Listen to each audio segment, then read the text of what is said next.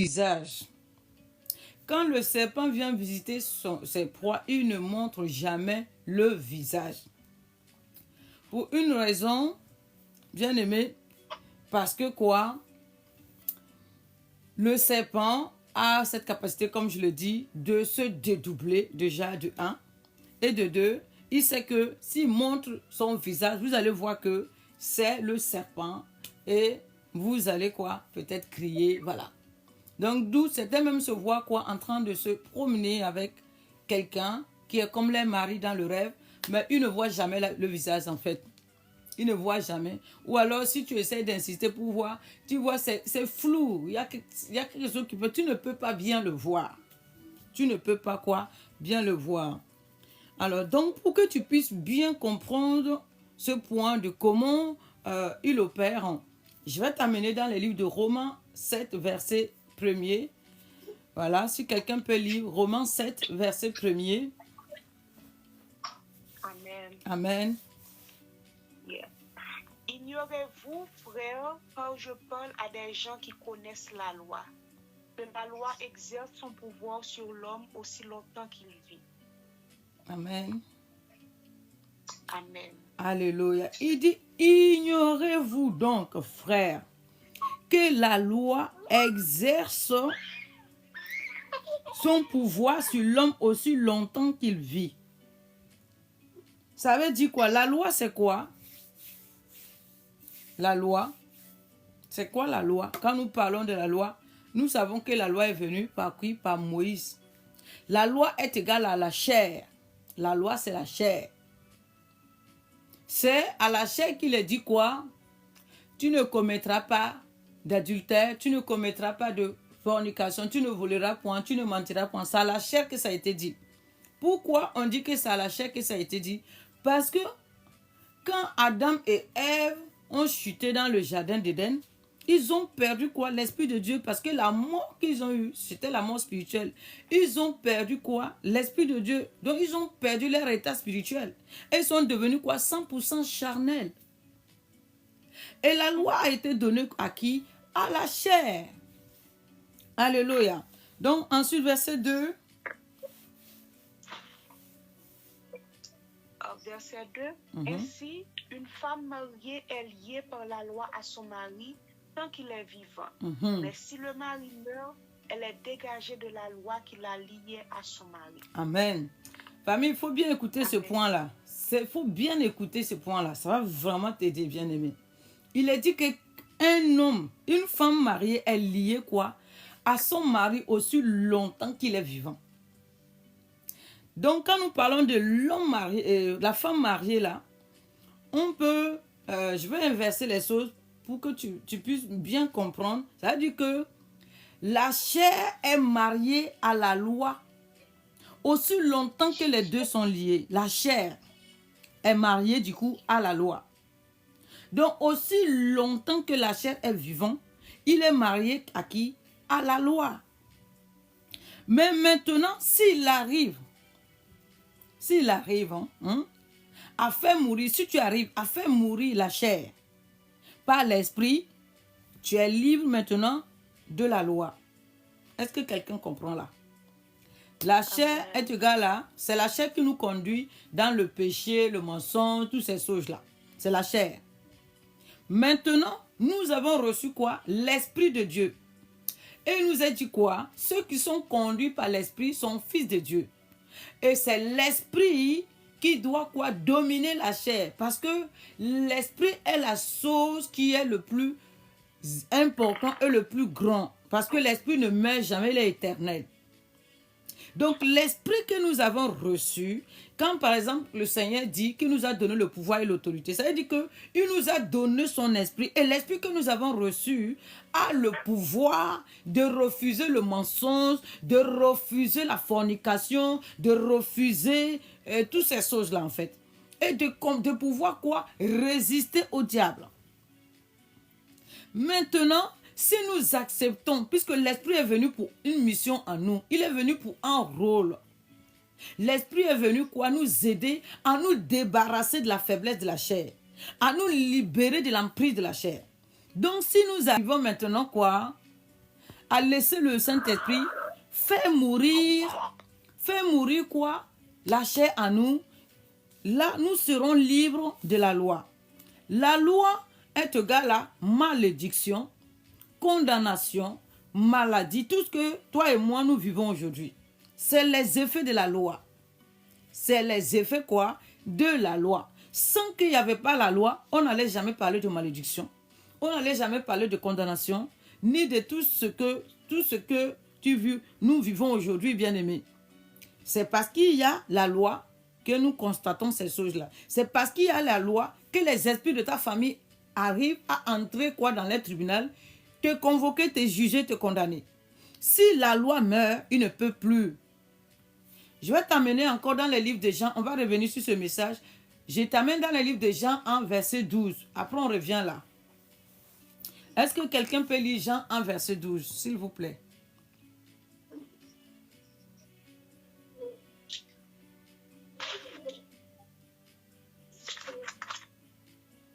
J'ai mis la parole de Dieu. Amen.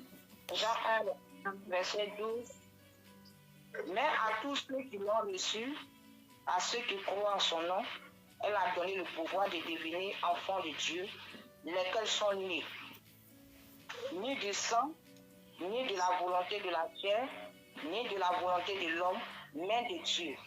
Amen. Amen. Donc, il a dit quoi? À tous ceux qui ont reçu la parole esprit, Dieu les a donné le pouvoir. Ce n'est pas que l'homme les a donnés. Ce n'est pas que les esprits de ta famille ou ton père ou ta mère. Non, il a dit que Dieu les a donné le pouvoir de devenir des enfants de Dieu. Lesquels sont nés ni de la chair, ni du sang, mais de l'esprit. Donc, être un enfant de Dieu est égal à esprit. Être un enfant esprit parce que Dieu est esprit. Donc maintenant que tu es un enfant esprit, mais tu habites dans un corps et que le corps était condamné quoi? Par la loi. Le corps était marié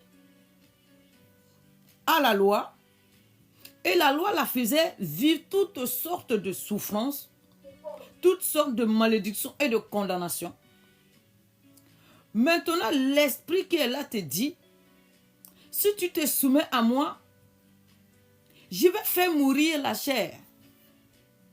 Quand la chair va mourir, tu seras libre maintenant de quoi? De la malédiction, de toutes ces condamnations. Parce que pour qu'on puisse te juger, pour que les esprits de ta famille, pour que les esprits impurs, pour que les lois spirituelles te jugent, il faut que tu sois dans la chair. Parce que c'est les deux choses qui les appartiennent, la chair et le sang. C'est les deux choses qui l'appartiennent. Dans ta famille aujourd'hui, tu es enfant de Dieu. Tu appartiens à Dieu en esprit, mais ta chair et ton sang appartiennent toujours à ta famille. Ta chair et ton sang appartiennent à ta famille. Maintenant, si tu veux sortir définitivement de là, pendant que tu es en train de prier, tu dois aussi laisser quoi? Le Saint-Esprit travailler en toi pour faire mourir la chair et le sang. Quand cet aspect, quand la chair va te quitter, quand la chair va mourir, tu verras que il n'y aura plus de malédiction pour toi. Il n'y aura plus de condamnation pour toi. Et c'est là que tu verras, peu importe ce qu'on va essayer de faire pour activer quoi, quelconque alliance contre toi, ça ne prendra pas. Et eux-mêmes, à un moment donné, vont dire quoi? Non, lui là, on doit la laisser. Elle là, on doit la laisser. Elle est maintenant du côté de la lumière. Elle est où? Du côté de la lumière. Ceux qui sont en train de parler, si vous pouvez couper le micro. Est-ce que vous pouvez couper le micro, s'il vous plaît?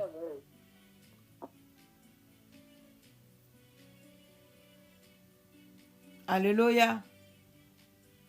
Donc, bien-aimé, pendant que nous prions ici, il y a ce mécanisme que tu dois comprendre. Il y a cet aspect, ce point que tu dois comprendre. Et chercher quoi aussi? À te laisser quoi? Dominer par l'esprit. Parfait, parfait, ministre. Est-ce que vous pouvez couper le micro, s'il vous plaît?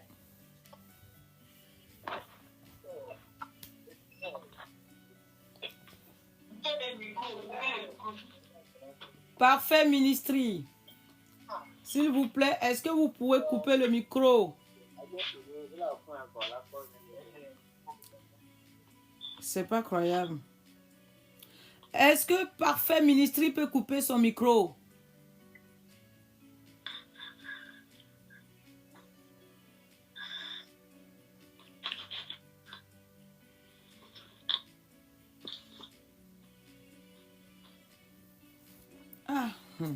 En tout cas, que le Seigneur nous donne vraiment. Amen, amen, amen. Alors donc, bien aimé, comme je le dis, pour que tu sois libre, de la chair, il faut que quoi? Tu acceptes que l'esprit tue la chair. Parce que personne ne peut tuer la chair. Ton jeûne ne peut pas tuer la chair. Tes prières ne peuvent pas tuer la chair. La seule personne qui a reçu le pouvoir de tuer la chair, c'est le Saint-Esprit. Donc, toi, ton but aujourd'hui, c'est d'être quoi? De chercher à te connecter davantage au Saint-Esprit. Parce que c'est lui, en fait, qui tient les clés de ta vie. C'est le Saint-Esprit qui peut te libérer de cette chair mortelle. C'est elle qui peut te libérer quoi? Des conséquences de la chair. Donc, tu ne dois pas chercher à te centrer pour dire je vais combattre la chair. Oh, je vais combattre le sang, je vais combattre ceci. Mais tu dois quoi? Tu dois te connecter au Saint-Esprit. Quand tu es connecté au Saint-Esprit, d'où je vous dis, à partir de ce moment, tout ce que tu fais devient significatif dans le monde spirituel. Bien aimé, c'est dans la compréhension des choses que tu peux quoi? Avancer dans les sauts de l'esprit. Je prends l'exemple. Par exemple, sur les actions prophétiques. D'où je dis toujours, quand tu n'as pas la compréhension d'une chose, ne le fais pas. Parce qu'en tant qu'être esprit, si tu as la compréhension, bien aimé, tu peux prendre le sable et dire que ce sable-là, c'est telle chose et c'est ça. Regardons déjà du côté des sorciers. Comment ils font? Ils prennent les boîtes de sardines, ils disent que la boîte de sardines qui est là, c'est une voiture. Et ça devient une voiture dans laquelle ils voyagent. Comment ils font? C'est dans l'esprit. Ce n'est pas dans la chair. C'est dans l'esprit. Alléluia. De même aussi, regarde, ils prennent une chaussure. Ils disent que la chaussure là, c'est l'avion. Ça devient l'avion. Comment ils font? C'est dans l'esprit, bien-aimé. C'est la compréhension. D'où je dis, c'est tout ce qu'on essaie maintenant de doctriner qui est mauvais. Sinon, en tant qu'être spirituel, esprit, si tu es conscient du monde spirituel, tu maîtrises les choses spirituelles, bien-aimé, il y a des choses que le Saint-Esprit va t'amener à expérimenter. À expérimenter, mais grave, bien-aimé.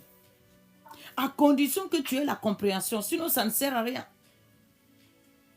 Et c'est ce genre de choses-là, de foi, comme je le dis, quand tu essaies d'expliquer, et puis, ou d'endoctriner, hein. Bon, ceux qui ne sont pas dans l'esprit, tout de suite, vont te voir que tu es du côté de Satan. Ils vont voir que tu es du côté satanique, tu es du côté... Voilà, ils vont voir ça. Parce que quoi? Ils n'arrivent pas à imaginer comment on peut prendre un objet et puis en faire autre chose. Bien aimé, tout est vivant. Je vous dis, tout est vivant. Toi-même, si l'esprit qui est en toi, si on enlève, tu verras que tu deviendras quoi? Un statut. Bien aimé. Si on enlève l'esprit qui est en toi, tu vas te retrouver à être quoi? Une statue, bien aimé. Mais si aujourd'hui tu es un être humain, tu bouges, tu marches, tu fais les choses, c'est parce que l'esprit est en toi. Donc de même, quand je vous dis tout est vivant, regardons. Tu es dans ta maison, tu as tout fermé. Jésus peut apparaître dans ta chambre sans emprunter la porte, sans toquer pour que tu viennes l'ouvrir la porte. De même aussi, les démons peuvent apparaître dans ta chambre sans même que tu aies ouvert la porte. Pour que tu viennes l'ouvrir la porte. De même aussi, les démons peuvent apparaître dans ta chambre sans même que tu aies ouvert la porte. Parce que quoi, en réalité, tout est spirituel. Maintenant, c'est ton degré de connaissance qui va t'amener quoi? À pouvoir vivre les choses spirituelles, les choses surnaturelles ou pas. C'est ton niveau de compréhension. Alléluia. Moi, je vous ai expliqué sur certaines actions que j'ai posées. Je ne viens pas doctriner ça. C'est juste un témoignage. Mais je veux dire quoi? C'est parce que moi, j'avais la compréhension de ces choses-là. Et quand je faisais ça, je ne faisais pas dans la chair. Je faisais ça avec une entière compréhension. Je faisais ça dans l'état, dans l'esprit en fait, dans l'état spirituel. Je savais que ce que je faisais était hautement spirituel. Peut-être quelqu'un pouvait me voir en train d'asperger le sang de Jésus, en train de verser l'huile. Cette personne ne va pas comprendre. Il va dire, mais qu'est-ce qu'elle fait et tout, c'est monté, c'est descendu. Mais moi qui savais la vision que j'avais, je savais le but que je lançais. Donc, je savais ce qui se passait et les esprits aussi qui étaient derrière, puisque c'est un combat. Et aussi, ils savaient l'action que je posais. C'est pour cela, quand tu te retrouves à évangéliser dans les rues, tu vas voir des personnes, tu ne l'as même pas indexé, rien. Mais la personne, dès qu'il t'entend en train de parler, il va venir se tenir devant toi, en train de t'insulter, en train de vouloir même se bagarrer avec toi. Les gens qui sont autour, ils vont penser que tu l'as insulté. Ils vont penser que la parole que tu es en train de dire, en fait, que c'est ça le problème. En réalité, c'est l'esprit qui habite cette personne-là. C'est cet esprit-là qui s'est senti indexé. Ce n'est même pas la personne, en fait. Mais il faut être dans la compréhension pour voir. Si tu n'es pas dans la compréhension, tu vas vouloir quoi canaliser la personne, tu vas vouloir quoi expliquer à la personne, mais ça ne sert à rien. Tu es venu presser l'évangile. L'évangile a pour but quoi? De dépouiller l'enfer, de dépouiller le séjour, le monde des ténèbres. Donc quand tu parles, s'il y a les ténèbres quelque part, il va se manifester. Malheureusement, les ténèbres sur cette terre est interdit de se manifester en dehors d'un homme, d'un animal ou de quelque chose. Donc il va se saisir d'un homme, ou il va se saisir de l'habitation où il se trouve, la personne en qui il habite, et il va se manifester. Alléluia, est-ce qu'on se comprend? Aujourd'hui, la part que tu dois faire, c'est que, en tant qu'esprit, le Saint-Esprit que tu as reçu, il faut savoir que le Saint-Esprit ne peut jamais être touché, nous souiller. Non. Jamais, jamais. Mais ton plus grand combat aujourd'hui est lié simplement à la chair et au sang. C'est les deux combats. Sauf que comme la chair est surendettée au niveau de la loi, le sang aussi, pareil, est dans l'endettement. Donc pour pouvoir quitter, nous savons que... comment je peux mettre ça? Nous savons que Dieu lui-même qui a créé quoi, qui a mis en place les lois spirituelles, n'enfreint pas. Il n'enfreint pas ces lois. Donc malgré que tu as reçu le Saint-Esprit, le Saint-Esprit, lui, ne peut que quoi? Te communiquer ce qui ne va pas. Il ne peut que te montrer ce qui ne va pas dans ta vie, ce qui condamne ta chair. Il ne peut que te montrer ce qui condamne ton sang. Maintenant, il te donne la parole puissante. Et il te dit, de par cette parole, il faut que tu renonces maintenant. Il faut que tu dis à cette chose-là que tu n'es plus dedans. Il faut que tu dis à cette chose-là que tu ne veux plus. Maintenant, quand tu dis ça, lui maintenant, il peut maintenant prendre le devant quoi? De faire le travail.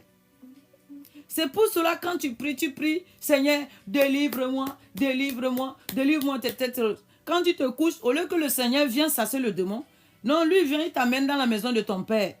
Il te montre là-bas, soit tu vois qu'on est en train de faire quelque chose là-bas, soit tu es en train de travailler, ou tu vois que tu es en prison là-bas, ou tu vois que enfin, bref.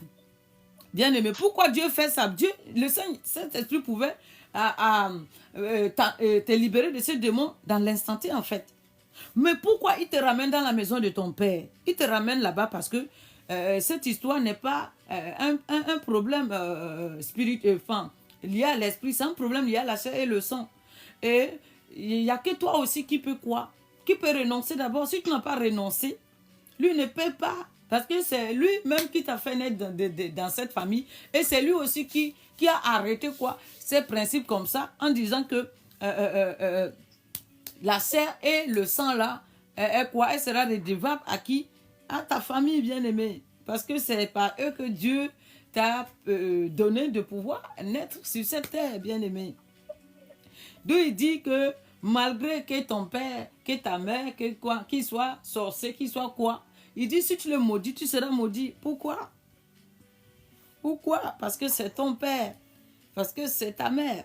Est-ce qu'on se comprend? Ah, les choses spirituelles, c'est...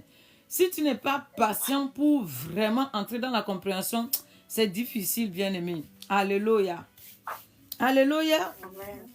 Amen. Amen. Ensuite, il dit quoi dans le livre toujours de 1 Corinthiens 7, verset 4. On va lire déjà verset 4, c'est bon. Lisez verset 3 déjà. Verset 3, c'est important. Toujours 1 Corinthiens 7, verset 3. On poursuit.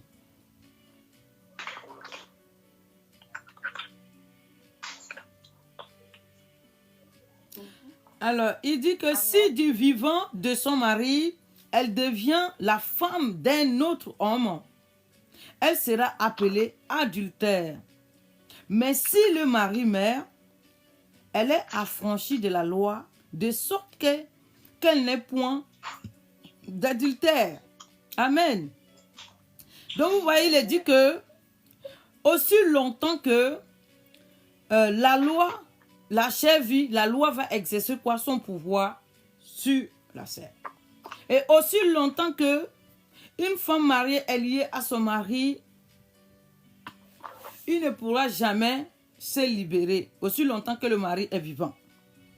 Et maintenant, il te dit que si le mari meurt, maintenant la femme est libre de refaire sa vie. Si le mari meurt, la femme, elle est libre. Mais si le mari est vivant et que la femme se lève pour dire qu'il va se marier, elle sera considérée comme quoi? Adultère. Donc de même aussi, toi aujourd'hui, si tu es encore marié à la loi et que toi, parce que Jésus est venu faire de nous quoi? Son épouse. Pour que tu puisses entrer dans le mariage avec Christ, il faut déjà que la chair à qui tu es marié meurt. Bien aimé, il faut qu'elle meure. Est-ce qu'on se comprend? Il faut que cette loi-là meure. Et comme je dis, la loi est égale à la chair. Si elle ne meurt pas, et que toi tu décides que oui, tu veux te marier à Christ, c'est compliqué. Parce que quoi? Tu seras considéré comme un adultère. Alléluia. Verset 4, il dit de même, mes frères, vous aussi vous avez été par le corps de Christ mis à mort en ce qui concerne la loi, pour que vous n'appartenez plus à l'autre, mais à celui qui est ressuscité des morts, afin que nous portions des fruits pour Dieu. C'est ce point-là. Beaucoup, comme je le dis, les choses spirituelles, c'est-à-dire que comment dire, nous les chrétiens, on n'est pas trop conscients de notre vie spirituelle. C'est-à-dire, on est avec les choses de Dieu, mais on ne se prend pas au sérieux, en fait. Voilà le problème.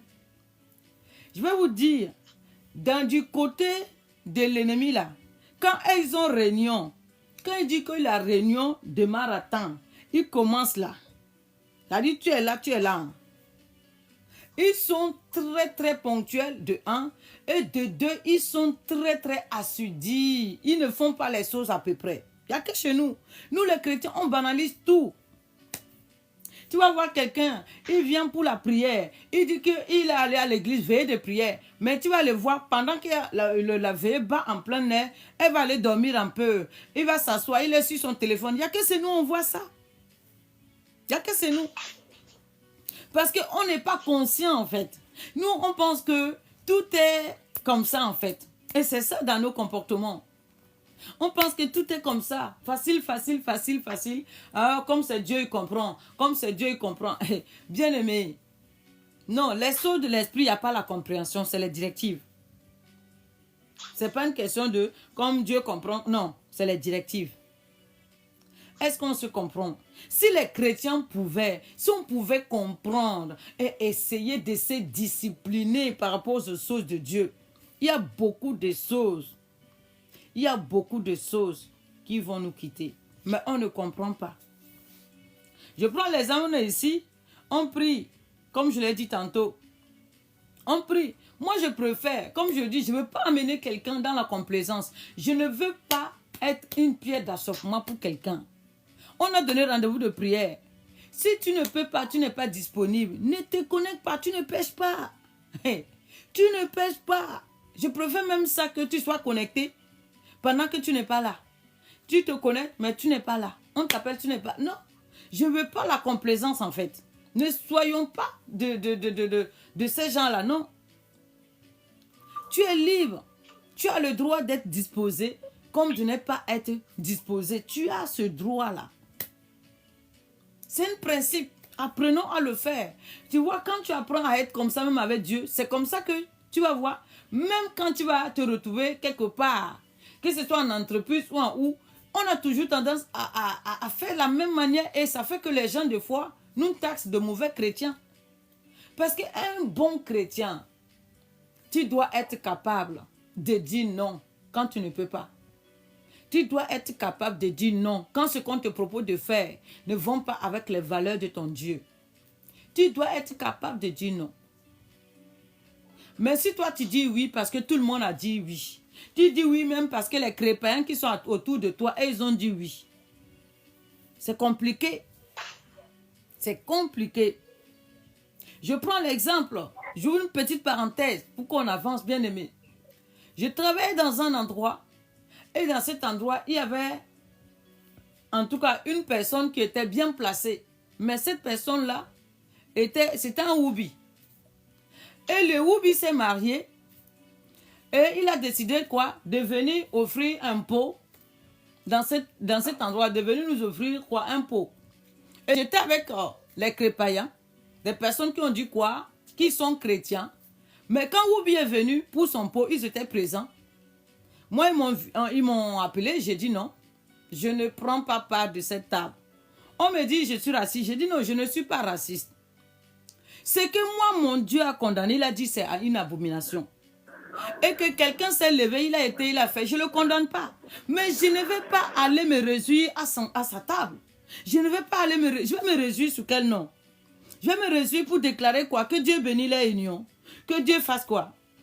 J'ai dit non, je ne suis pas dedans. On me dit non, je suis trop dur, que je suis raciste. Vous voyez? Mais ceux qui disent ça, c'est quoi? C'est des chrétiens. Mais je dis non, on n'est pas les mêmes chrétiens. Parce que moi, ce que mon père appelait abomination, je ne vais pas aller manger. C'est comme les viandes sacrifiées. Dieu a dit que dès qu'on te dit c'est sacrifié, tu ne dois pas manger. Donc quelqu'un vient te dire que c'est sacrifié. Tu t'en vas t'asseoir, tu manges. Et puis tu dis tu es chrétien. Non, tu n'as pas encore compris. Bref, je referme la parenthèse. Alléluia. Donc nous avançons, bien-aimés. Dans les livres de Exode 3, verset 19. Est-ce que quelqu'un peut lire Exode 3, verset 19? Une autre peut préparer Exode 6, verset 1. Exode 3, 19, Exode 6, verset 1.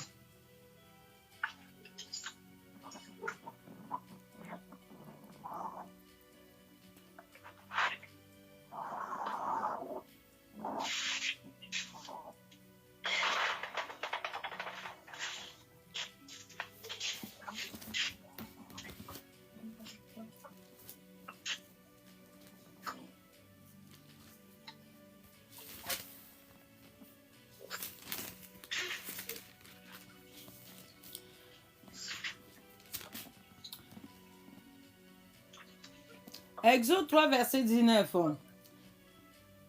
J'ai lu la parole de Dieu avec respect. Il dit, je sais que le roi d'Égypte ne vous laisserait point aller si ce n'est pas une main puissante.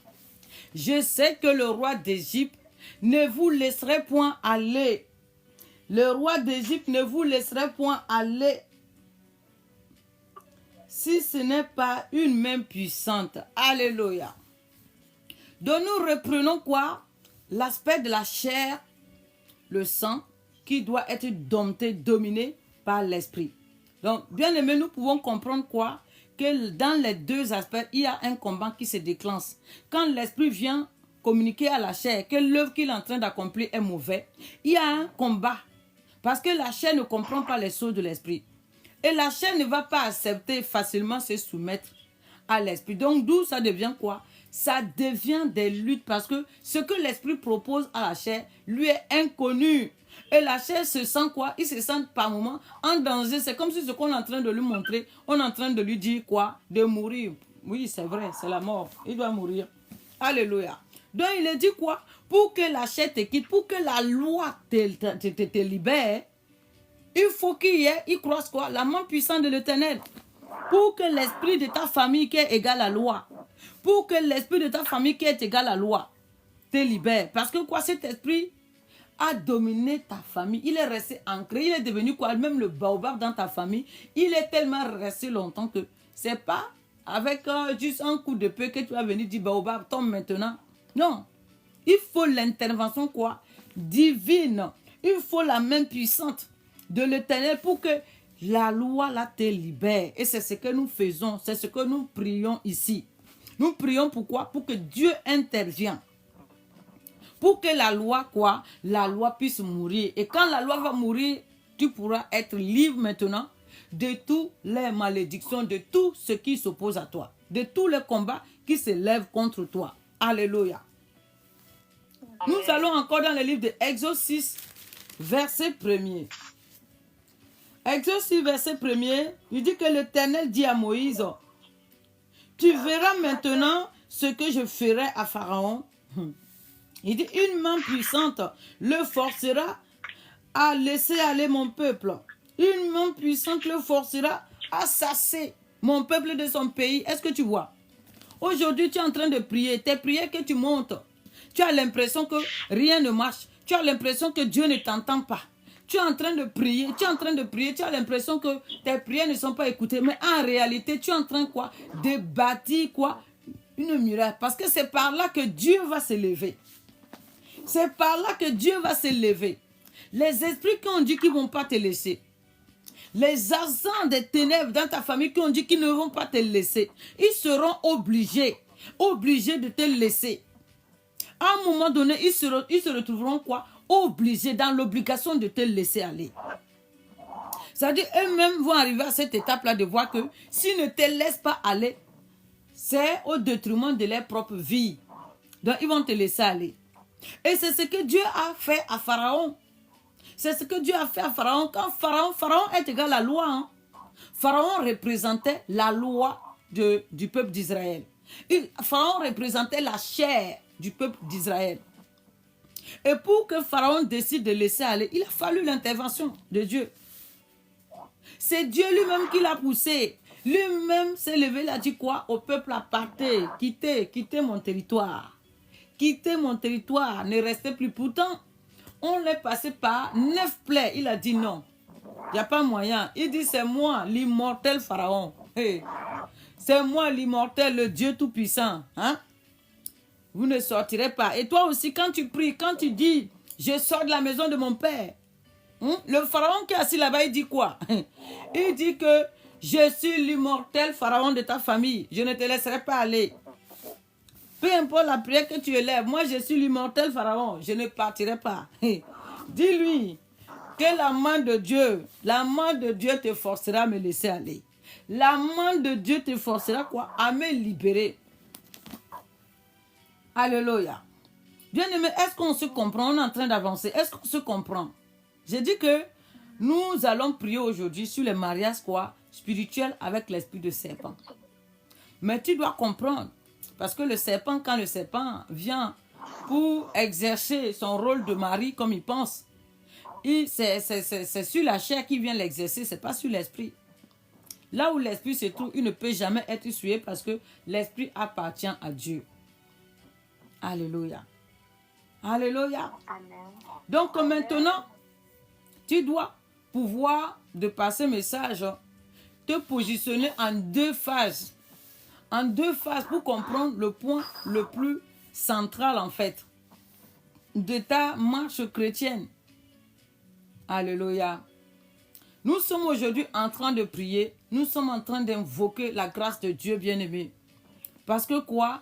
De toi et moi, nous ne pouvons pas faire quoi que ce soit dans le côté spirituel sans que nous n'avons pas la puissance de Dieu, sans que nous n'avons pas l'autorité de Dieu, on ne peut rien.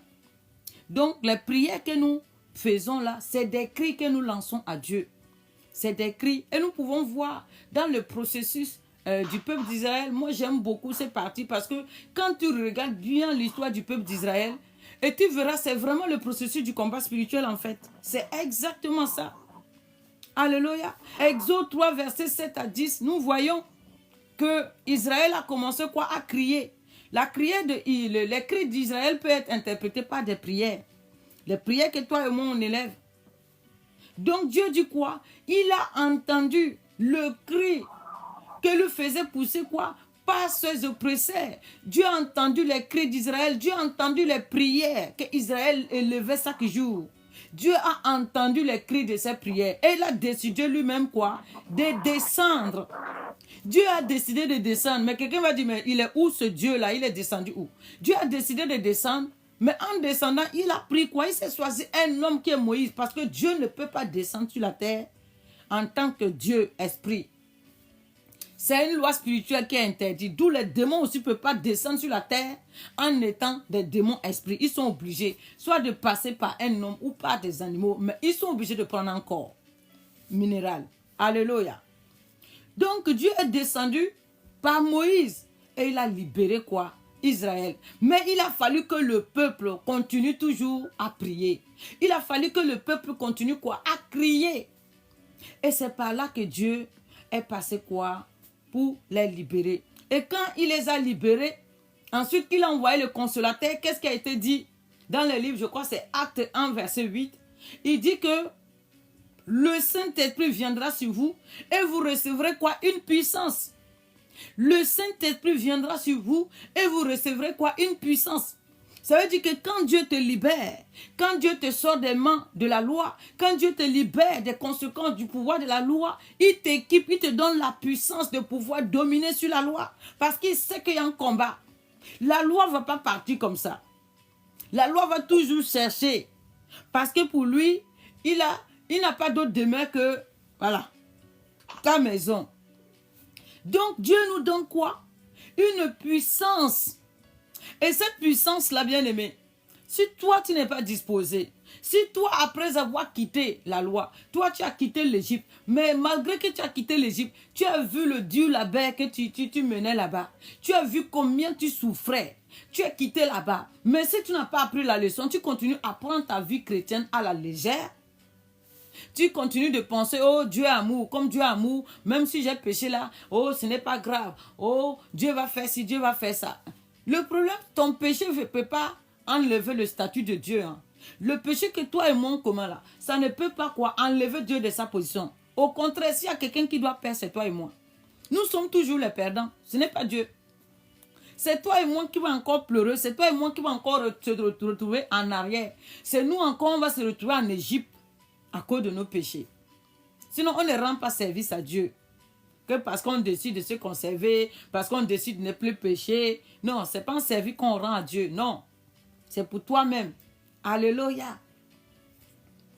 La puissance que tu reçois, tu vas pouvoir l'utiliser aussi dans la discipline. Dieu est un Dieu discipliné. Si tu n'es pas discipliné, tu auras reçu. Puisque tous ceux, vous êtes connectés, vous tous, vous avez le Saint-Esprit bien-aimé. Vous avez le Saint-Esprit et ce Saint-Esprit est égal à la puissance. C'est elle la puissance. C'est elle la puissance. Mais pour que cette puissance puisse vraiment battre à plein son pouvoir, il faut une certaine discipline et la compréhension. Mais nous aujourd'hui, on est prêts. C'est-à-dire tout ce qu'on veut recevoir, il faut que tout soit facile. Facile. Malheureusement, je suis désolée. Dans le règne spirituel, dans les sauts de la spiritualité, bien aimé, rien n'est facile parce que pour même comprendre, il te faut quoi? Prendre le temps de pouvoir chercher la compréhension aussi. Oui, il faut. Pour comprendre, il te faut prendre des heures quoi? Il faut avoir le temps pour méditer.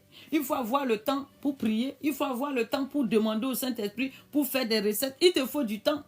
Mais si toi tu dis oui, oh celui qui est en Christ, Jésus a déjà fait ci, j'ai plus besoin d'efforts à faire. Mais tu as reçu une puissance qui va dormir sur toi, en toi. Tu ne pourras pas l'exploiter en fait. Il y a des chrétiens aujourd'hui, même mal de tête, tu le dis de prier, ils ne croient pas que sa propre prière, sa propre déclaration peut faire partie de la douleur. Bien-aimé, mon fils, là, avec 4 ans, je l'apprenais déjà à prier. Quand il avait un problème, il dit mal de ventre, je ne me levais pas là pour dire, oh, allez, on court à l'hôpital, on court à l'hôpital. Non, je lui dis, impose tes mains sur ton ventre et ordonne à la douleur de disparaître. Dis-lui que par les meurtrissures du sang de Jésus, tu es guéri. Ordonne à la douleur de disparaître. Je lui montrais comment faire et il le faisait. Même la nuit, quand il se levait pour dire il a mal à la tête, ou quand il se levait pour me dire qu'il a fait quoi? Un cauchemar. Je lui disais, dis au démon de ne plus venir dans ton sommeil. S'il vient, qu'il va rencontrer le feu de Dieu. Et lui-même, il a expérimenté ça, bien aimé.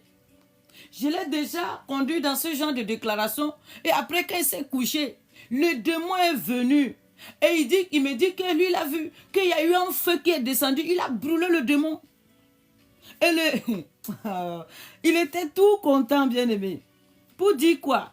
Quand tu parles, quand tu dis les choses là, quand vous dites les choses à vos enfants, pensez que c'est les enfants. Non, Dieu veut ça, c'est ce qu'il attend de nous. Dieu passe à l'étape pour de quoi? De confirmer pour que l'enfant sache que ce que tu es en train de dire là, c'est une vérité. Avant que je ne sois connecté à Dieu, l'hiver, tout l'hiver, on était quoi? Dans les urgences. Tout l'hiver. C'est-à-dire que nous, on ne peut pas faire 2 jours sans aller à l'hôpital. Mais quand j'ai compris ça, c'est terminé jusqu'à aujourd'hui. Pour que je me retrouve vraiment aller à l'hôpital, waouh! Soit peut-être qu'on dit il faut faire une radio. Si quelque chose peut-être qu'il est tombé, on dit il faut faire une radio, c'est des trucs comme ça pour voir si rien n'est cassé. C'est juste ça. Sinon, dis que je vais me lever. Que parce que c'est maux de tête, oh c'est maux de ventre, qu'on part à l'hôpital. Non, notre premier hôpital c'est Jésus d'abord. Le démon là, tel qu'il est rentré, va sortir. Et même moi-même, je ne vous dis pas, ça fait combien de... L'hôpital, je n'y vais pas. Est-ce que c'est parce que je ne ressens pas des fois je ressens des fois les douleurs. Peu importe l'atrocité de la douleur. Je dis, tel que tu es venu, tu vas partir. On est ensemble. On est ensemble. C'est une décision. C'est une décision, bien aimée. D'où quand je vois aujourd'hui, comme je dis, je ne l'indexe pas. Mais j'alerte et je motive en fait. Quand je vois certains chrétiens, mal de tête, net, il se lève, il prend des affaires, il court à l'hôpital. Je dis, mais attends, tu as le grand Dieu qui vit en toi, qui est avec toi. Toi, tu laisses ton Dieu. Tu dépouilles, tu enlèves ton manteau, tu laisses à la maison, tu cours, que tu vas à l'hôpital. Tu pars à l'hôpital, le docteur, lui, il a plus, je ne dis pas, c'est Dieu qui les a établis. Je ne suis pas en train de dire aux gens, n'allez pas à l'hôpital, c'est pas ça. Mais je suis en train de dire, hein, toi, douleur nette, l'hôpital, douleur nette, l'hôpital. Tu sens que certaines choses, l'hôpital. Il y a certains même qui m'ont appelé, je les ai dit. Ils m'ont expliqué les problèmes, j'ai dit, mon ami, ne va pas gaspiller ton argent à l'hôpital. Ton problème là, ce n'est pas un problème de l'hôpital. Reste là, on va prier. Ils ont refusé. Ils sont partis dépenser l'argent, faire quoi. On n'a rien vu. Rien trouvé. Mais quand ils sont venus, on a prié. On a commencé à prier. Le Seigneur agit. Mais il y a une de mes filles là-bas. Elle n'est pas là aujourd'hui. Sinon, elle allait confirmer ce témoignage. Elle a fait quoi? Plusieurs moments sans ses menstrues, bien aimés. Elle avait mal. Elle avait très, très, très mal. Elle avait mal. On dit l'hôpital, va consulter, on consulte rien, tout va bien. Elle n'a rien. Mais le jour on a prié, Jésus a montré que lui, il est le médecin par excellence. On a prié, je l'ai dit que tes menstrues là, elles vont venir dans les jours à venir, la prépare-toi. On a fini la prière. 2 heures après, elle m'appelle. Elle me dit, maman, mes menstrues sont là. 2 heures. Jésus, est-ce que vous parlez de sacré Jésus? Ah, si c'est lui là seulement, moi je reste tranquille. Sacré Jésus. Hey. Ah ça. Alléluia. Bien aimé. Alléluia. Donc, bien aimé, nous allons, je pense que pour ne pas trop perdre le temps, on ne perd pas le temps hein, quand il s'agit de la parole. On ne perd pas le temps. Donc, mémorisez bien tout ce que je partage hein, parce que demain, là, on va faire la révision. Ah, demain, là, hein, quand on dit révision, il y en a qui se déconnectent seulement. Même si tu t'es déconnecté, tu te reconnais, je vais te poser la question. Ah, je te jure. Et ma famille, je... Alléluia. Amen. Alors donc du coup, on va s'arrêter là pour aujourd'hui au niveau du partage et nous allons passer dans le vif du sujet. Comme je l'ai dit, nous allons prier aujourd'hui sur le mariage spirituel.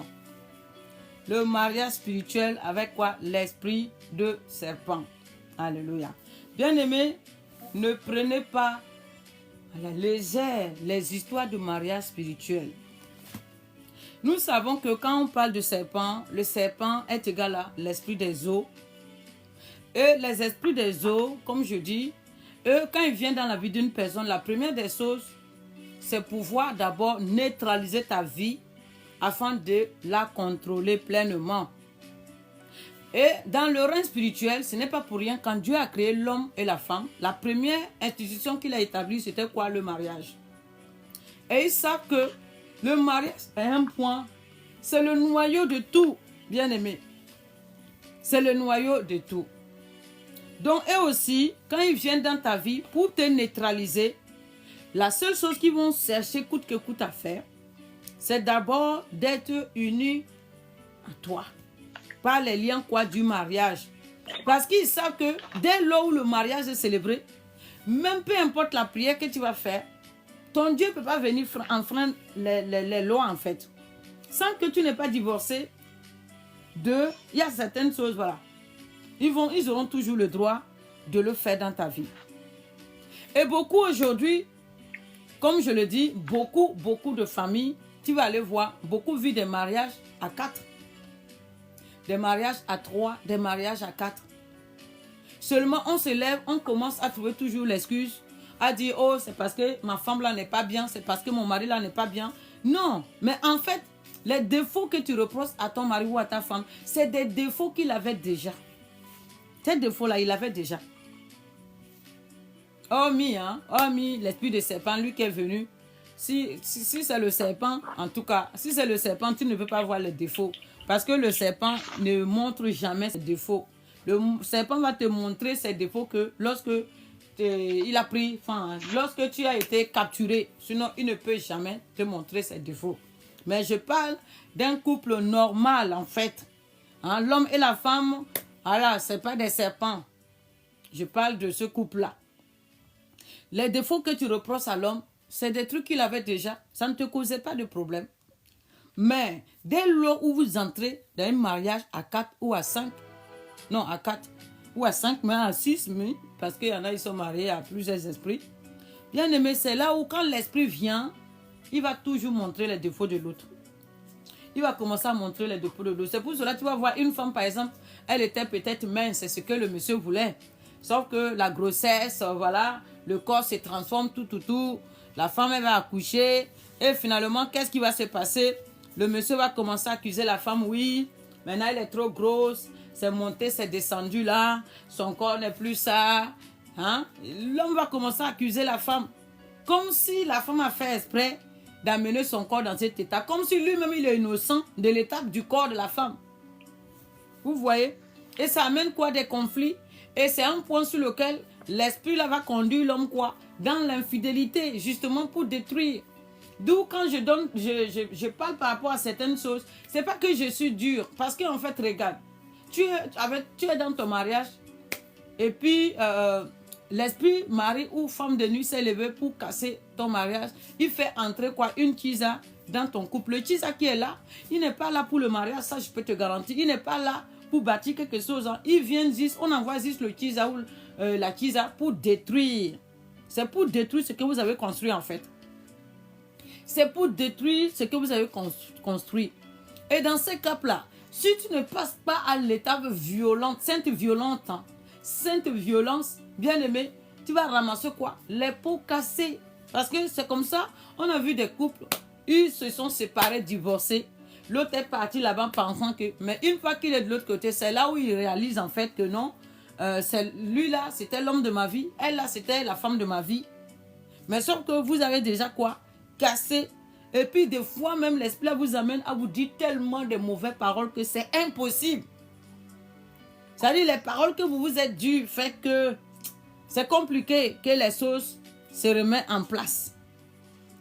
Donc, ce n'est pas un esprit avec qui il faut jouer. Les mariages spirituels, il ne faut pas jouer avec. Parce que c'est des mariages qui ont pour but quoi? De neutraliser ta destinée.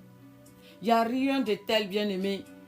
Pour une personne, un homme mal marié ou une femme mal mariée, si tu as une grande destinée, tu dois comprendre que si tu t'es mal marié, ta destinée aura des problèmes. Elle aura des séquelles. Et c'est ce que aussi les mariages spirituels font. Le mariage spirituel va te connecter toujours à l'homme qui n'a rien à voir avec ta destinée. Il va te connecter aux femmes qui n'ont rien à voir avec ta destinée. C'est-à-dire là où ils savent que tu vas aller droit sur le mur, c'est là ils vont te connecter. Mais là où tu vas pouvoir avancer, là ils vont se lever dans les combats féroces. Dans les combats féroces. Et tu ne dois pas t'amuser à cela. L'esprit de serpent, quand tu es marié à un esprit de serpent, il faut savoir que c'est compliqué que dans ton mariage, tu connaisses quoi, que tu vives quoi, ce qu'on appelle la fidélité. Tu vas voir le monsieur là, tu ne comprends pas. Lui-même, il ne comprend pas. Il ne faut pas te poser la question. Ou tu vas voir la femme là, tu ne comprends pas. Elle-même, elle ne comprend pas. Aujourd'hui, pourtant, il est marié. Dès lors où le mari se lève, il dit, il part en mission. Le petit pompier est déjà préparé. Quand toi-même tu réfléchis, tu dis, attends, un petit pompier, toi-même tu vas le prendre. C'est toi qui vas entretenir le petit pompier. Le petit pompier, il a sa vraie copine. Hein? Il a sa vraie copine à côté. C'est toi qui vas donner l'argent au petit pompier pour qu'il aille entretenir sa copine. Ton mari quitte net, il dit mission, tu fais venir quoi? Le petit pompier pour venir profiter. Pour venir souiller en réalité, c'est même pas profiter. Pour venir souiller ta maison. Souiller ton lit conjugal, souiller tout ce qui est dans ta maison. Bien aimé, si ce n'est pas un problème spirituel, regardons, c'est pas possible. Ou alors tu vois le monsieur là, même en présence de sa femme, c'est-à-dire il touche à tout. Tous les bonnes même que tu vas prendre, les femmes, les aides ménagères que tu vas prendre à la maison, il va passer avec même toutes tes aides ménagères. Toutes tes aides ménagères. S'il peut même passer par tes soeurs, il peut passer par tes cousines, tes nièces. C'est-à-dire tout ce qu'il trouve, il doit tirer seulement. Tout ce qu'il trouve, il doit tirer. C'est le genre de personne que tu es avec à la maison. Toi-même, tu ne comprends pas. C'est-à-dire quand tu le vois, c'est le jour et la nuit en fait. C'est le jour et la nuit, bien aimé. Il peut être quelqu'un de parfait. Quelqu'un de vraiment top. Mais ouais, lui-même, il est chargé.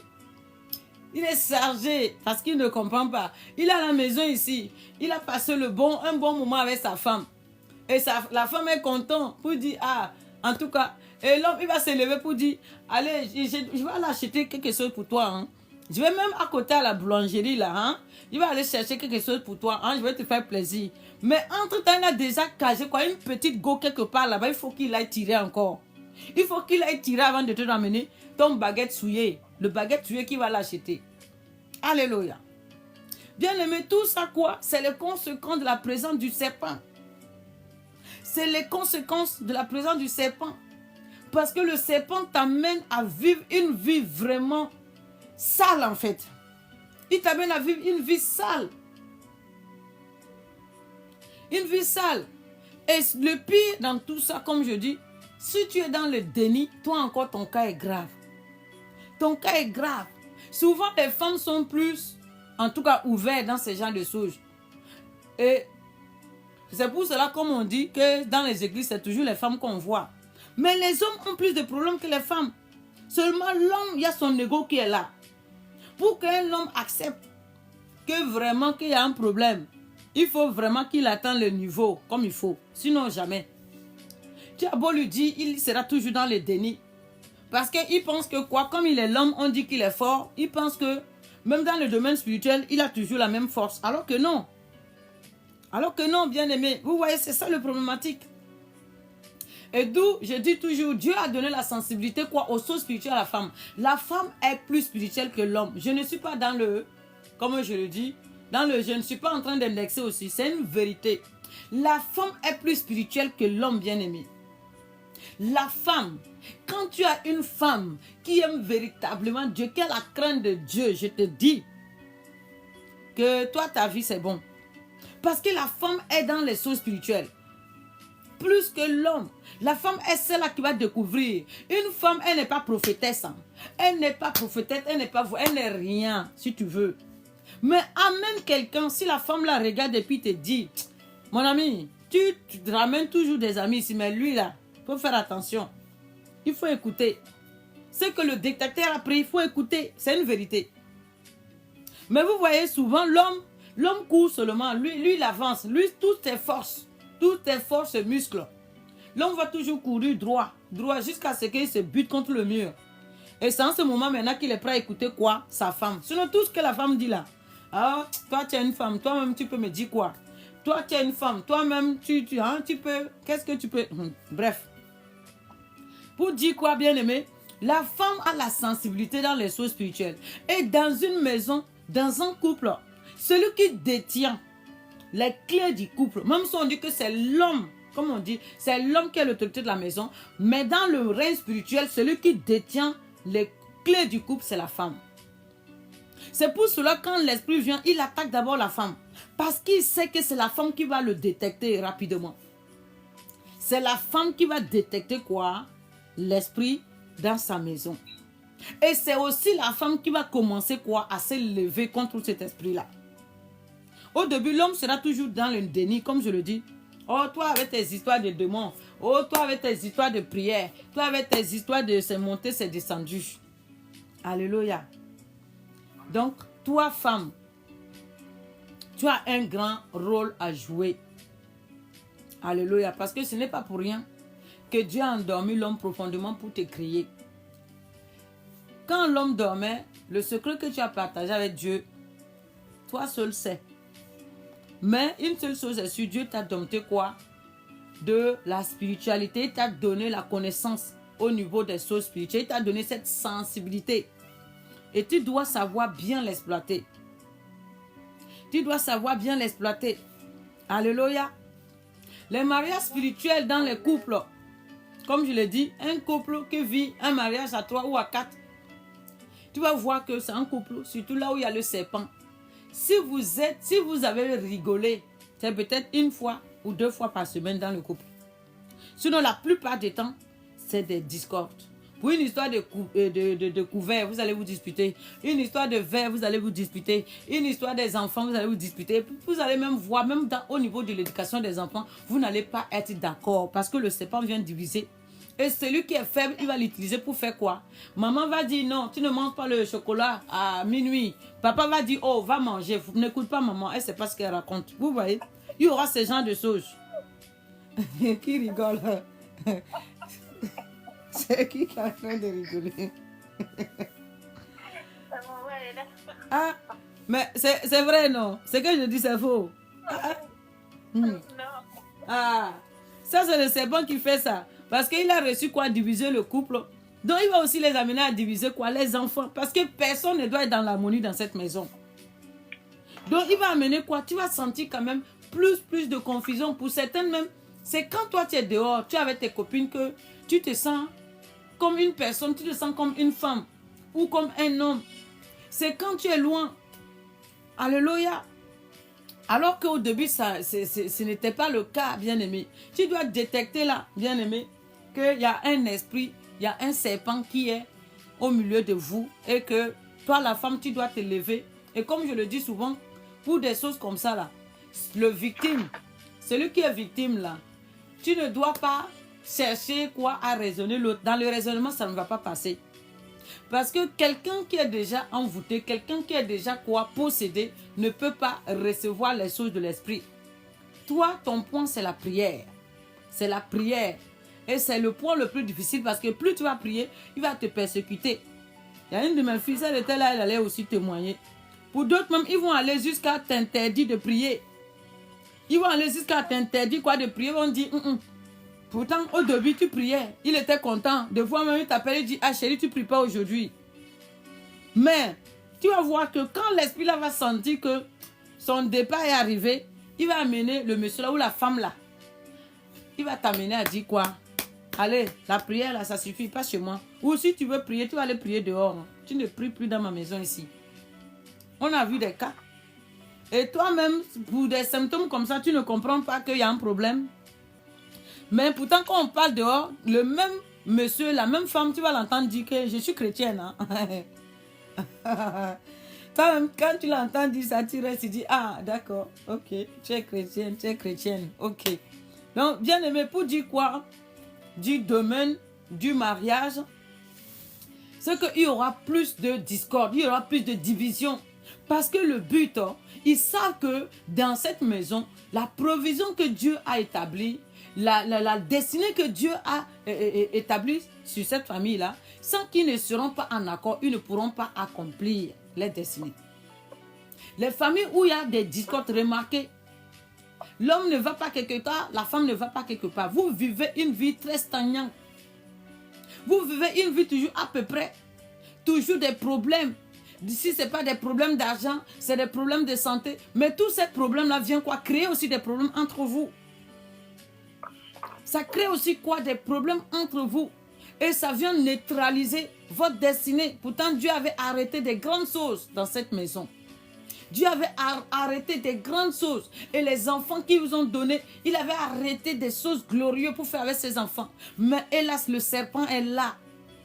Et qu'il va falloir se lever. Quand le serpent est dans ta maison, quand vous vivez un mariage à 4, à 3, à 6, bien aimé, tu dois comprendre une chose, que toi, la femme, tu dois être très spirituel parce que celui qu'on va chercher plus à injecter, je te dis toujours, c'est toi la femme.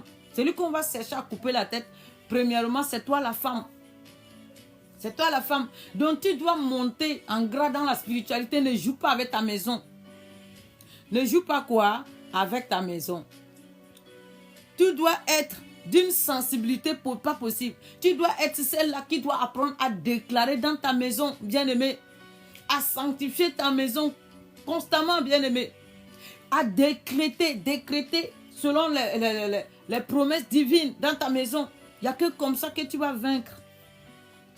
Il n'y a que comme ça. Sinon, si toi, tu essayes aussi de raisonner, si toi, tu essayes de venir, oh là, j'ai raison, oh là, je suis monté, je suis descendu, à ta grande surprise, tu vas voir que l'irréparable va arriver.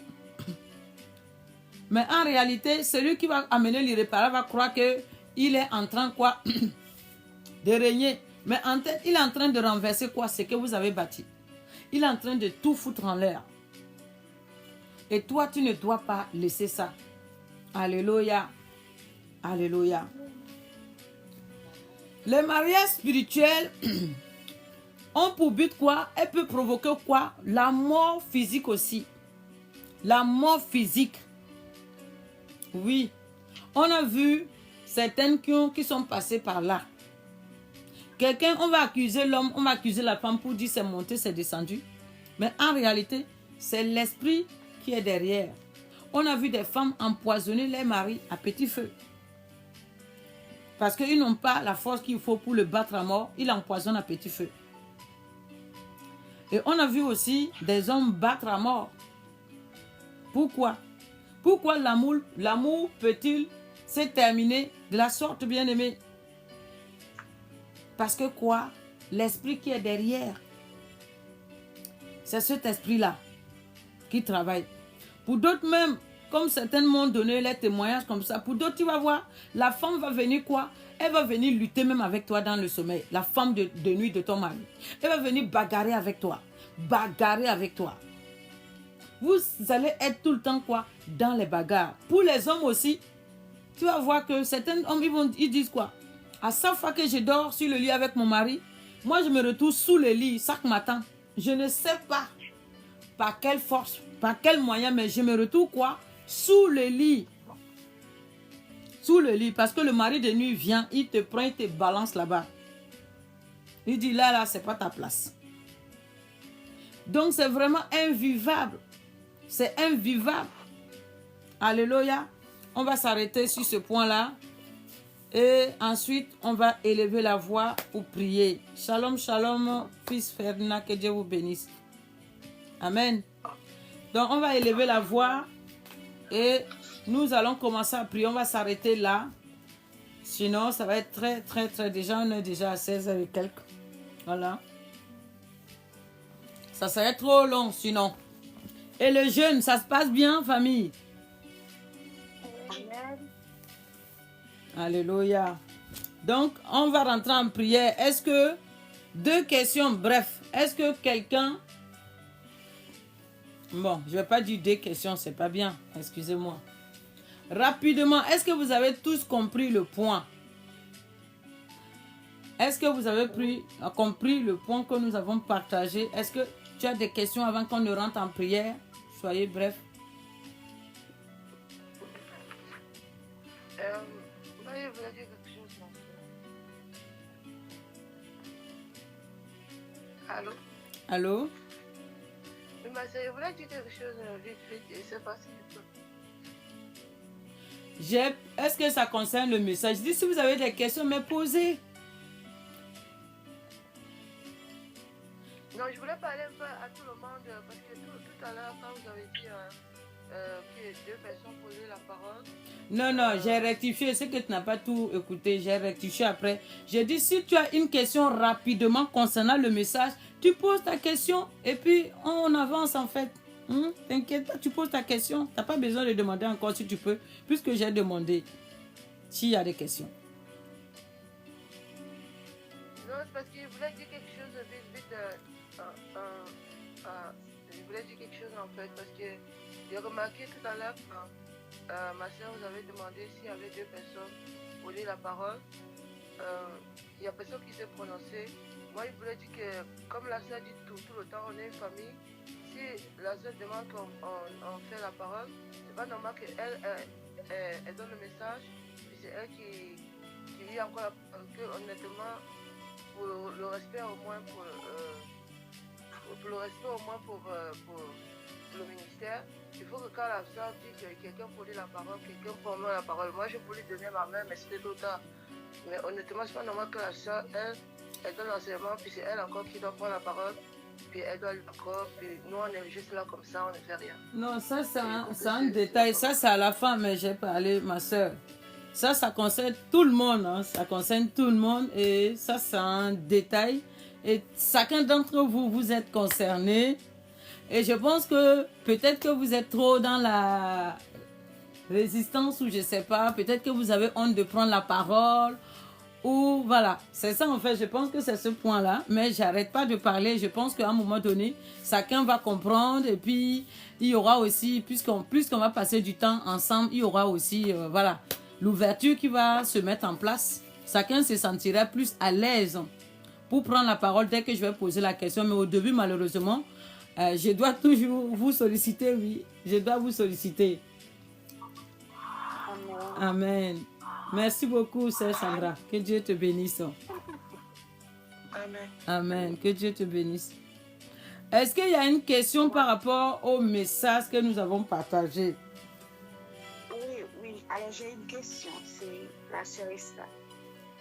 Amen. En fait, par rapport à la mort de la chair, là, j'avais pas trop compris. Je ne sais pas si on aura la possibilité de parler à nouveau sur ce sujet. Et c'est-à-dire quoi? Est-ce que la mort de la chair implique des relations sexuelles après, alors, des relations sans fornication, ou est-ce que... En fait, j'ai pas... Alors, l'aspect de la chair, on a lu Romains 7. Romains 7 dit que aussi longtemps que une femme qui est mariée à un homme, aussi longtemps que vous êtes mariés, vous êtes liés par la loi du mariage. On est d'accord? Amen. Maintenant, si la femme ou le mari meurt, l'autre il est libre, non? De se remarier. Amen. Donc maintenant, il est dit que la chair est mariée à la loi. Donc, pour que la chair soit maintenant quoi? Libre, il faut que la loi meure. Est-ce que tu comprends le point? Oui. Il faut que la loi meure. La loi est égale à malédiction. La loi est égale à interdit, tout ce qui est interdit. Comme les 10 commandements le dit dans le livre de Exode 20, verset 1 à 10. La loi est égale à les 10 commandements. Je prends un exemple. C'est les 10 commandements. Et les 10 commandements condamnent quoi? La chair et le sang. Parce que l'esprit n'était plus en l'homme. L'esprit de Dieu n'était plus en l'homme quand les tables de la loi sont venues. L'homme avait déjà quoi? Perdu l'esprit de Dieu dans le jardin d'Éden. Donc c'est les 10 commandements là qui viennent dire que si tu agis bien, tu auras le bien. Si tu agis mal, tu auras le mal. Et c'est cette loi-là qui a poursuivi jusqu'à aujourd'hui. Et c'est sur cette loi-là aussi que les esprits impurs, les anges dessus qui ont subi Satan, c'est sur cette loi-là qu'ils se sont appuyés pour exercer la condamnation sur l'homme. Parce que quand l'homme a désobéi à Dieu, il a donné directement le pouvoir à Satan de dominer sur lui en l'écoutant.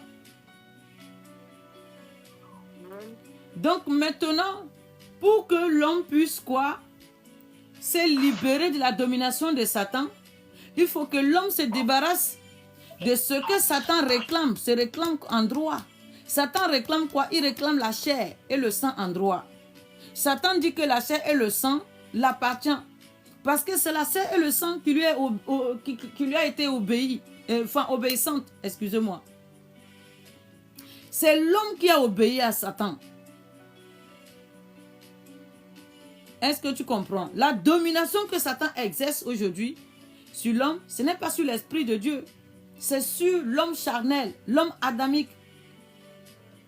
C'est pour cela 1 Corinthiens 41, 7 ou c'est 7, verset 45, il dit quoi? Il dit que le premier homme devient une âme vivante et le deuxième homme devient quoi? Un esprit. C'est-à-dire le premier homme est égal à la chair et le deuxième homme est devenu quoi? L'esprit. Mais maintenant, pour pouvoir quoi? Détruire les sceaux de la chair, il faut que tu sois dans l'esprit en fait. C'est qui essaie d'appeler?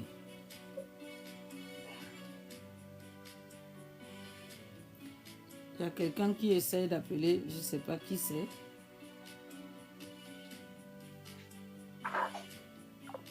Oh là là, il a coupé le truc quoi.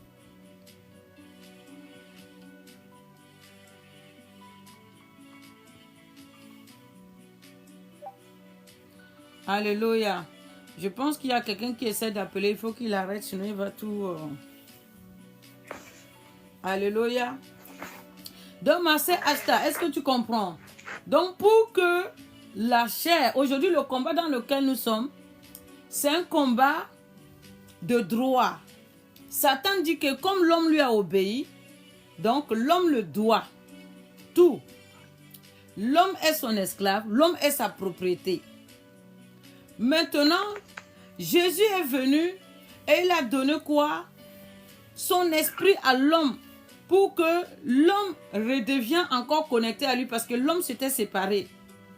Donc, c'est cette connexion que Satan ne veut pas. Il se dit quoi? Comme l'homme l'appartient, l'homme doit rester définitivement avec lui. Mais voir l'homme quitter maintenant, lui, Satan, pour aller retourner à son Dieu, Satan dit non. D'où maintenant, il met quoi? Des lois en place. Il a mis quoi? Des condamnations en place. Mais ces lois condamnent qui? La chair. Ces lois condamnent qui? Le sang. Et d'où on parle maintenant de quoi? De combat spirituel. Mais maintenant, si par l'esprit, tu acceptes de laisser mourir les sceaux de la chair, tu verras que tu seras libre quoi? De la loi. Et ensuite, il a pris quoi? Galates 5, verset 19 pour nous expliquer ce qui est égal à chair. Galates 5, verset 19 dit quoi? Il dit que, oh, les œuvres de la chair sont évidentes. Donc, ça veut dire que tu ne peux pas pratiquer les œuvres de la chair et puis dire que tu ne savais pas. C'est évident, bien-aimé. Alléluia. Je vais te lire ça rapidement. Il dit les œuvres de la chair sont évidentes. Alléluia. Donc, il nous a parlé quoi? De la jalousie. Il nous a parlé quoi? La convoitise. Il nous a parlé quoi? La méchanceté. Je vais trouver le verset. Galates 5, 19. Je vais te lire ça. Et tu vas comprendre ce qui signifie la chair.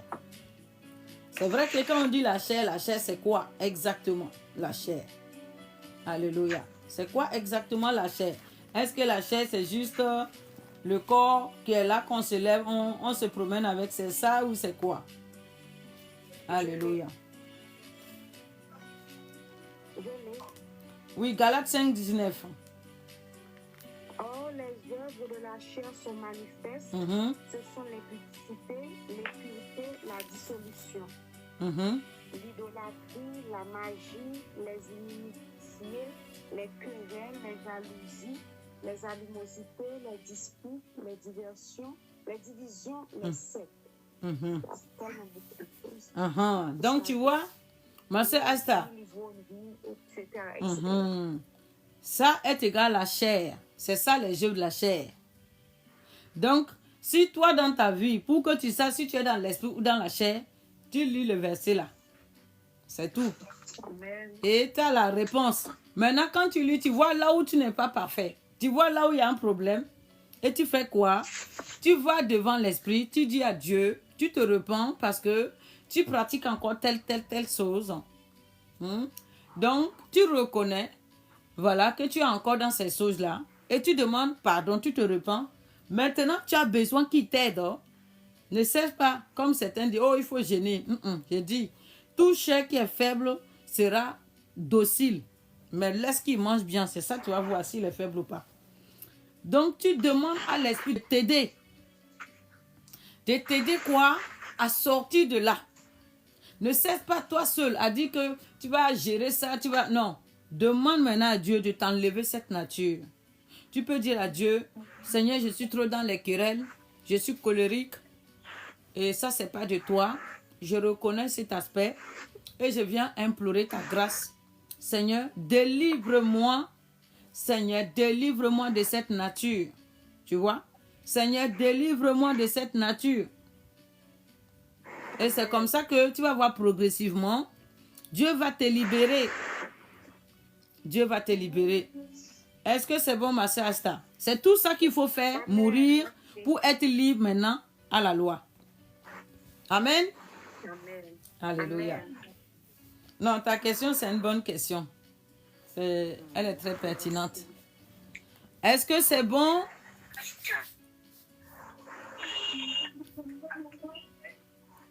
C'est bon, famille?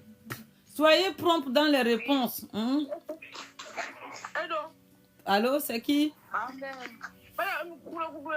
Non, il faut d'abord se présenter parce qu'on ne sait pas qui c'est.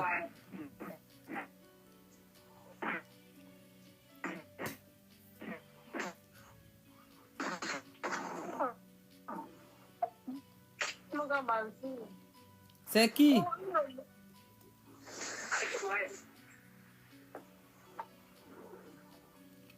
Alléluia. Bon, je pense qu'on va avancer parce que, ouais, le temps passe. Bien-aimé, on va élever la voix. On va commencer à rendre grâce à Dieu. Élève ta voix, commence à rendre grâce à Dieu. Commence à bénir ton Dieu pour ce temps que nous avons partagé. Commence à élever son Saint-Nom parce qu'il t'a encore permis ce soir de comprendre certaines choses. Alléluia. Donc, élève ta voix et commence à prier. Alléluia. Père éternel, Dieu de gloire, Papa, nous te louons, nous te bénissons. Père, nous t'exaltons, nous te magnifions. Nous exaltons ton Saint-Nom, nous la glorifions. Nous célébrons ton Saint-Nom pour tes bienfaits. Merci pour tout ce que tu as accompli au milieu de nous. Merci Seigneur pour ton amour. Merci Seigneur pour tout ce que nous avons partagé. Car Seigneur, ta parole ne sort jamais en vain. Merci pour cette parole que tu as libérée aujourd'hui. Cette parole qui est venue nous restaurer. Cette parole qui est venue, Seigneur, nous libérer. Merci, Seigneur, pour cette parole qui est venue nous affranchir. Oh, béni soit ton nom. Élevé soit ton Saint-Nom. Glorieux soit ton Saint-Nom. Dans le nom puissant de Jésus. Alléluia. Bien-aimé, tu vas encore élever ta voix. Tu vas commencer à inviter l'esprit de feu, l'esprit du Dieu vivant dans ta vie. Que le feu du Saint-Esprit vienne maintenant bâtir ton corps, ton âme et ton esprit. Commence à invoquer le feu de Dieu. Au nom de Jésus, allume le feu de Dieu. Le feu de Dieu en toi, dans ton corps, ton âme et ton esprit, au nom de Jésus. Père éternel, Dieu de gloire, Seigneur, nous élevons nos voix ce soir et nous venons invoquer la présence du feu de Dieu. Oh, que le feu de Dieu me remplit corps, âme et esprit au nom de Jésus. Que le feu de Dieu me remplit, qui remplit ce lieu. Que le feu de Dieu m'inonde en ce lieu. Que le feu de Dieu remplisse ce lieu au nom puissant de Jésus. J'invoque la puissance du feu de Dieu dans mon corps, dans mon âme et dans mon esprit au nom de Jésus. J'invoque la présence du feu de Dieu dans mon corps, dans mon âme et dans mon esprit au nom de Jésus. Que le feu de Dieu baptise mon corps, mon âme et mon esprit. J'allume le feu de Dieu autour de moi. J'allume le feu de Dieu dans ma maison. J'allume le feu de Dieu au nom de Jésus-Christ Nazareth. Que le feu de Dieu m'anime maintenant. Le feu de Dieu m'anime corps, âme et esprit. Que le feu de Dieu m'anime corps, âme et esprit. Que le feu de Dieu m'anime corps, âme et esprit. Dans le nom puissant de Jésus. Merci Saint-Esprit pour ta grâce. Sois loué, sois élevé, Yahweh, au nom puissant de Jésus. Tu vas continuer dans la même lancée. Tu vas inviter la présence du Saint-Esprit. Tu vas dire à l'Esprit de Dieu que pendant que tu entres dans ce temps de prière, tu ne sais pas ce qui est convenable de demander, mais il est dit qu'il intercède en ta faveur. Tu vas dire au Saint-Esprit de te conduire, de te disposer. Que tout esprit de distraction qui va se lever pour venir te distraire dans tes pensées, tout esprit de distraction qui va venir essayer de te rappeler le passé, essayer de te rappeler les rendez-vous, essayer de te rappeler les choses inutiles dans le but de te distraire. Tu vas déclarer que l'Esprit de Dieu détruit tout cela. Que l'Esprit de Dieu ferme toutes les portes de la chair. Qu'il ferme toutes les portes de distraction au nom de Jésus. Élève ta voix et commence à prier, bien-aimé, dans le nom de Jésus. Père éternel, Dieu de gloire, Saint-Esprit, nous élevons nos voix et nous venons prier en ce jour. Nous prions par l'autorité, par la puissance du nom de Jésus. Saint-Esprit, nous t'invitons à venir prendre le contrôle de ce temps, ce moment dans lequel nous allons prier. Saint-Esprit, conduit ce moment. Saint-Esprit, dirige ce moment. Saint-Esprit, oriente ce moment dans le nom de Jésus. Saint-Esprit, manifeste ta grâce, manifeste l'autorité de ton nom, manifeste ta puissance, manifeste ta gloire au nom de Jésus. Ô Saint-Esprit du Dieu vivant, Esprit du Dieu de vérité, Saint-Esprit, prends le contrôle pendant que nous avançons dans ce temps de prière. Toi, tu connais les points, toi, tu connais nos besoins, toi, tu connais ce qui nous combat, toi qui sais toutes choses. Ô Saint-Esprit, agis et conduis-nous. Saint-Esprit, que toutes les portes de la distraction soient fermées. Que les portes de la distraction dans mes pensées soient fermées. Les portes de distraction dans ma maison soient fermées. Seigneur, que tout esprit qui a été mandaté pour me distraire lors de cette prière, qu'il soit arrêté par ton esprit, qu'il soit arrêté et saisi par ton esprit, qu'il soit renvoyé dans l'abîme, au nom de Jésus. Tout esprit qui a été convoqué, tout esprit qui a été mandaté, tout esprit qui a été convoqué pour me distraire dans ce temps de prière, que cet esprit soit arrêté, par le feu, qu'il soit arrêté par le feu, que cet esprit soit arrêté, que ce pouvoir soit arrêté, qu'il soit arrêté par le feu, dans le nom de Jésus. Dans le nom de Jésus. Saint-Esprit, je viens inonder ce lieu de ta présence. J'inonde ce lieu de ta présence. Je dispose de tout ce qui est dans ce lieu, tout ce qui est dans cet endroit, tout ce qui est dans ma maison. Je les dispose et je les soumets à ta parole. Je les dispose et je les soumets sous ton autorité. Dans le nom de Jésus. Oh, glorieux Saint-Esprit. Merci pour la manifestation de ta présence. Merci pour l'inspiration. Merci Saint-Esprit pour les révélations. Merci Saint-Esprit. Sois loué, sois élevé. Au nom de Jésus. Alléluia. Merci Jésus. Au nom puissant de Jésus. Alléluia. Merci Jésus pour ta grâce. Bien-aimé, tu vas commencer encore à te repentir, à renoncer. Tu vas renoncer toutes les alliances avec le monde des eaux. Toutes les alliances qui t'ont connecté à quelconque mariage avec l'esprit de serpent. Toutes les alliances qui t'ont connecté au mariage spirituel. Commence à renoncer. Renonce tout ce qui a été fait. Tous les hôtels. Les raisons pour lesquelles tu t'es retrouvé à être marié spirituellement. Commence à renoncer au nom de Jésus. Père éternel, Dieu de gloire. Saint-Esprit, nous élevons nos voix ce matin et nous venons prier, Père, dans le nom de Jésus.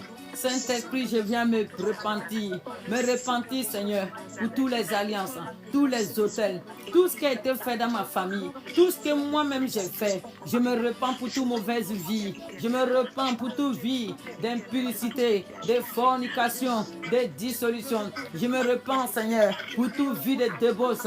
Oh Saint-Esprit, je me repens pour tout ce qui a été fait pour me connecter au mariage spirituel. Tout ce qui a été fait, Saint-Esprit, toute alliance qui m'a connecté au mariage spirituel, tout ce qui m'a conduit à être lié au serpent, tout ce qui m'a conduit à être marié à ce serpent. Saint-Esprit, je me repens et je renonce. Je renonce à tout mariage avec le serpent.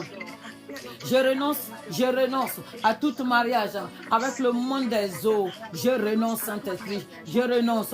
Tout hôtel qui a occasionné ce mariage, je viens renoncer à ce total. Et je renonce à ce mariage. Seigneur, tout totem de la famille, qui a occasionné ce mariage, je renonce. Je renonce, Saint-Esprit. Je renonce à cela au nom puissant de Jésus. Je renonce à ce totem et je renonce au mariage spirituel au nom de Jésus. Saint-Esprit, Esprit du Dieu de vérité, Saint-Esprit, je viens renoncer. Je viens renoncer à tout mariage spirituel. Tout mariage spirituel, je le renonce au nom de Jésus. Je renonce à tous les mariages spirituels dans lesquels, Seigneur, j'ai été lié à cause des alliances, à cause de la mauvaise vie, à cause de la vie débradée. Tout mariage spirituel dans lequel, Seigneur, je suis entré. Tout mariage dans lequel je suis entré. Tout mariage que j'ai contracté, je renonce. Je renonce à chacune de ces mariages. Je renonce, Seigneur, toute relation qui m'a conduit au mariage spirituel. Toute relation qui m'a conduit au mariage spirituel, je renonce. Je renonce à toute relation de mon passé qui m'a connecté au mariage spirituel, je renonce. Je renonce au nom puissant de Jésus. Je renonce, Seigneur, à toute pratique abominable, toute pratique débradée qui m'a conduit à me marier au serpent, qui m'a conduit au mariage spirituel. Saint-Esprit, je renonce. Je me repens et je renonce à chacune de ces mariages. Je me repens et je renonce. Je me repens et je renonce. Je me repens et je renonce. Je renonce à ces mariages spirituels. Je me repens et je renonce au nom de Jésus. Saint-Esprit, toute relation impure, toute relation hors mariage, toute relation impure qui m'a conduit au mariage spirituel, qui m'a conduit à être marié au serpent, je renonce. Saint-Esprit, je renonce et je me déconnecte de ce mariage au nom de Jésus. Seigneur, toute relation que j'ai entretenue, toute relation que j'ai eu à entretenir avec un occultiste qui m'a connecté au mariage, Seigneur, je viens renoncer à cette relation et je renonce à ce mariage. Je renonce à ce mariage au nom de Jésus. Oh Père, si j'ai eu à sortir, si j'ai eu à aller dans le passé avec un occultiste, Seigneur, si j'ai eu, Seigneur, à tisser un lien de sang avec un occultiste dans le passé, Seigneur, et ça m'a conduit aujourd'hui dans le mariage spirituel, ça m'a conduit à être marié au serpent, Seigneur, je renonce. Seigneur, je renonce. Je renonce à cette relation. Je renonce au lien d'âme de cette relation. Je renonce au lien d'âme qui a été créé dans cette relation. Je renonce à ce mariage spirituel. Le mariage spirituel, je renonce au nom de Jésus. Seigneur, tout texte occulte à qui j'avais été lié dans le passé, qui s'est constitué en mari ou en femme de nuit dans ma vie. Seigneur, je renonce à cette relation. Je renonce à ce mariage spirituel. Je renonce au nom de Jésus. Seigneur, tout texte que j'ai été avec dans le passé, Seigneur, qui était dans le culte, dans l'occultisme, Seigneur, qui était dans la sorcellerie, qui était dans les pratiques abominables, Seigneur, à qui j'ai été marié spirituellement, je viens renoncer. Je renonce à ces textes. Je renonce au lien d'âme, le lien d'âme que j'ai tissé avec ces textes. Je renonce à ce lien d'âme. Je renonce, Père éternel, Dieu de gloire. Je renonce à tout lien d'âme que j'ai tissé avec ces textes. Seigneur, je renonce. Et je viens renoncer au mariage. Je renonce au mariage spirituel qui m'a lié à lui. Je renonce au mariage spirituel qui m'a lié à elle. Je renonce, Seigneur, au nom de Jésus. Je renonce au nom puissant de Jésus. Je renonce au mariage spirituel. Je renonce au nom de Jésus. Je renonce, Seigneur. Seigneur, je renonce au nom de Jésus. Je renonce au nom puissant de Jésus. Seigneur, tout pratique, Seigneur, toute pratique coutumier, Seigneur, toute tradition, Seigneur, toute dédicace, Seigneur, toutes les cérémonies, Seigneur, tout ce qui a été fait dans ma famille, qui m'a connecté à être marié au serpent, à être marié à quelconque esprit, Seigneur, je renonce. Je renonce, Seigneur, à chacune de ces pratiques. Tout ce qui m'a connecté au lien de mariage au serpent, je renonce au nom de Jésus. Je renonce au nom puissant de Jésus. Alléluia. Famille TikTok, je suis obligée de couper pour que la vidéo ne soit pas trop longue. Je vais couper, sinon pour télécharger après, ça va être compliqué. Tu peux te reconnecter. Alléluia. Continue de prier, bien-aimé. Tu continues de renoncer. Si tu as été avec un ex qui était dans